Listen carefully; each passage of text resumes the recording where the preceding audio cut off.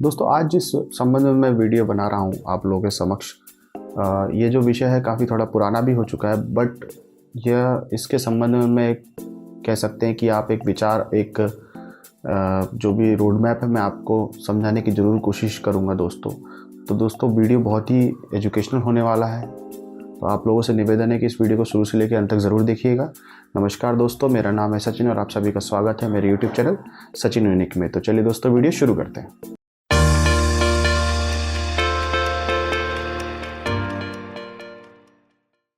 तो दोस्तों, जैसा कि आप सभी को पता है कि जो केपी शर्मा ओली जी की सरकार जो नेपाल में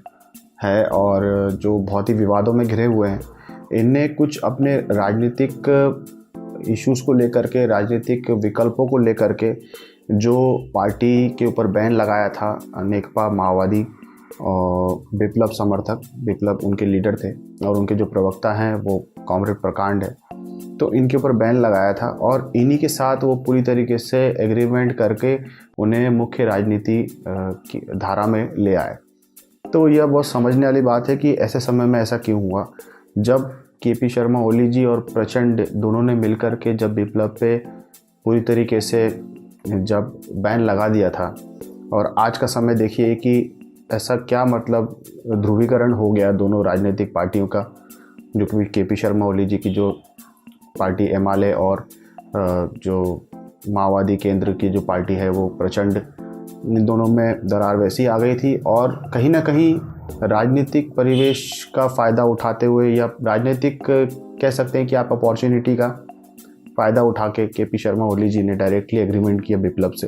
तो आज विप्लव जिन्हें नेत्र विक्रम चंद्र के नाम से भी जाना जाता है, वे और केपी शर्मा ओली जी दोनों मिल करके अब कहीं ना कहीं देखा जाए तो प्रचंड के जो राजनीतिक जो एजेंडे और जो सोच है उन्हें कहीं ना कहीं जड़ से काटने में लग गए हैं। तो दोस्तों, जैसा कि मैं आपको बता दूं, जो ये नेत्र विक्रम चंद्र जो आज की डेट में विप्लव का कॉमरेड विप्लव और कॉमरेड प्रकांड जो उनके प्रवक्ता हैं, तो ये जो मिल करके अभी जो अलग हुए हैं, ये कहाँ से अलग हुए हैं, तो इनका एक मैं हिस्टोरिकली आपको एक बैकग्राउंड में आपको देने की कोशिश करूँगा कि 2008 में जो प्रचंड जो पुष्पकमल दहल थे, उन्हें पीस एकॉर्ड के माध्यम से अपने जो उन्हें सशस्त्र विद्रोह आर्म रेवोल्यूशन किया था, वो कहीं ना कहीं पीस प्रोसेस में आके रुक गया था। तो एक वो पॉइंट था जहाँ पर प्रचंड के इस विचारों का पूरी तरीके से समर्थन नहीं किया गया था, जिसमें ये गुट था शामिल, जिसके नेता थे विप्लव, कॉमरेड विप्लव, और इनके जो साथी जो कॉमरेड प्रकांड। तो इन दोनों ने प्रचंड के इस डिसीजंस पे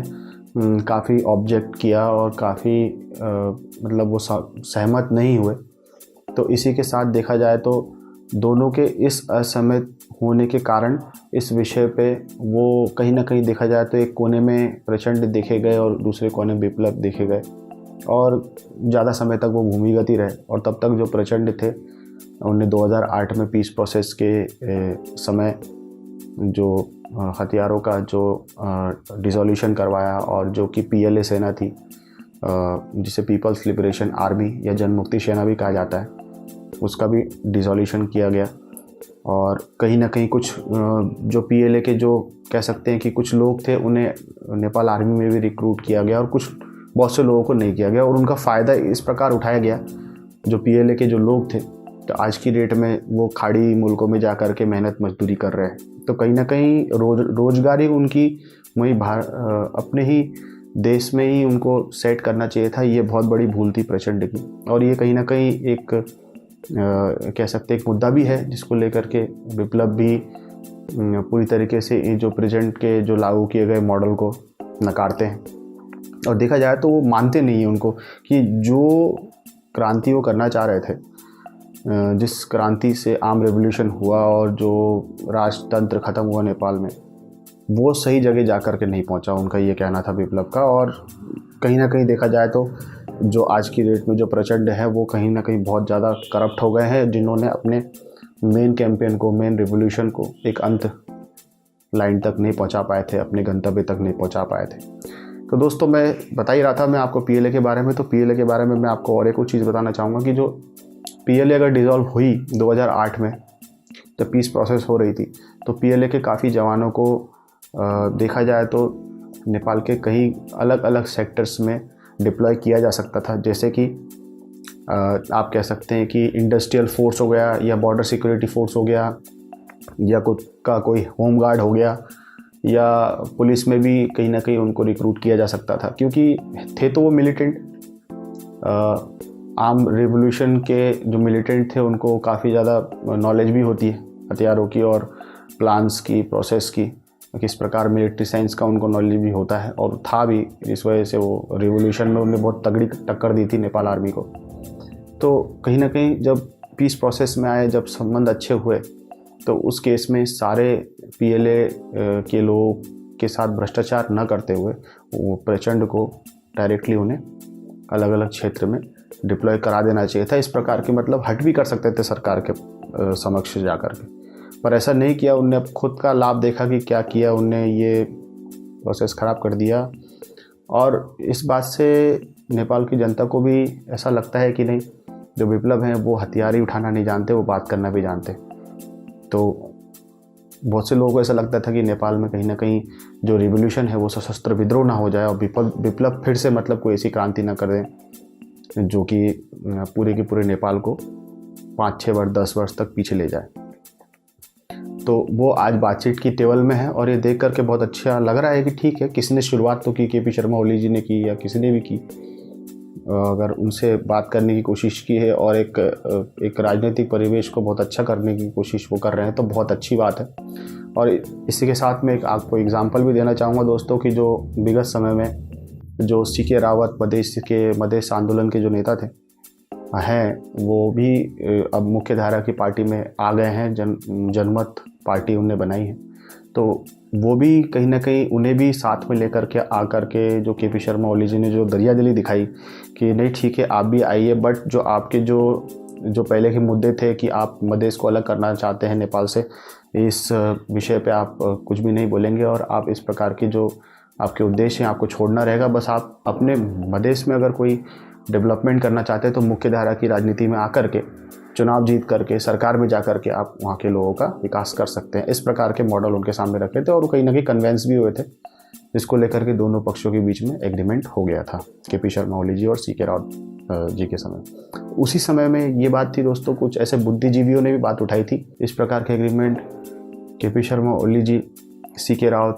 डॉक्टर सीके रावत के साथ कर सकते हैं, तो फिर इस प्रकार के एग्रीमेंट विप्लव के साथ क्यों नहीं है, तो वो भी क्रांतिकारी गुट के नेता। तो इस प्रकार के एग्रीमेंट हो जाना, और अब प्रचंड, मुझे ऐसा लगता है दोस्तों, पर्सनली मुझे ऐसा लगता है कि जो प्रचंड का बुरा समय चालू हो गया, क्योंकि उनने एक समय में जनता के साथ बहुत धोखा भी कह सकते हैं, कुछ अच्छा भी किया कुछ गलत भी किया, बट यहाँ पे जब आप किसी समूह को या आप देश को जब नेतृत्व देते हैं तो वहाँ पे कोई बुरा नहीं देखता, अच्छा ही अच्छा देखने की कोशिश करते हैं। और अगर अच्छा देख रहे हैं तो उनमें उस काम के प्रति कितनी सजगता है, ये मेन है कि वो अपने फ़ायदे के लिए कर रहे हैं या जनता के फ़ायदे के लिए। तो एक तरीके से आपका जो कैरेक्टर है, आपका जो काम है, वो जनता के नज़रों के सामने रहता है। तो इस चीज़ से शायद वो हट चुके थे और कहीं ना कहीं वो भ्रष्टाचार हो गए, भ्रष्टाचारियों के साथ रह करके, और वो अपने जो मेन मकसद थे क्रांति का वो शायद भुला चुके थे।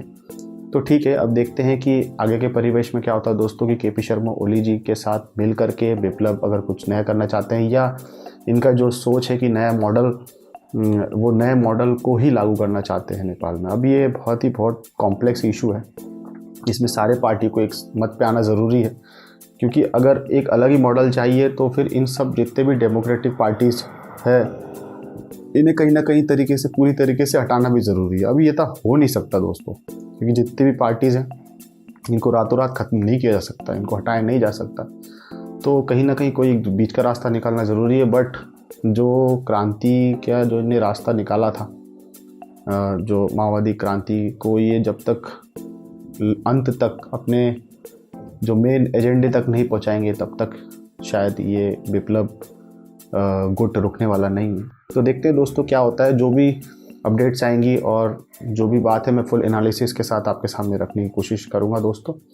दोस्तों आशा है ये वीडियो आपको बहुत अच्छा लगा होगा। तो दोस्तों आप लोगों से निवेदन ये भी करना चाहूँगा कि इस वीडियो को ज़्यादा से ज़्यादा शेयर ज़रूर कीजिएगा दोस्तों, ज़्यादा से ज़्यादा लोगों तक ये जानकारी पहुँचे और वो एनालिटिकली इस चीज़ को सोचने की कोशिश करें। और दोस्तों इस वीडियो के संबंध में अगर आप कुछ लिखना चाहते हैं तो नीचे कमेंट बॉक्स में ज़रूर लिखिएगा। अगर आप मेरे चैनल पर नए हैं तो प्लीज़ सब्सक्राइब करके बेल आइकन पर क्लिक करना ना भूलिएगा दोस्तों। फिर इस प्रकार की वीडियो के साथ मिलूँगा, तब तक के लिए अलविदा।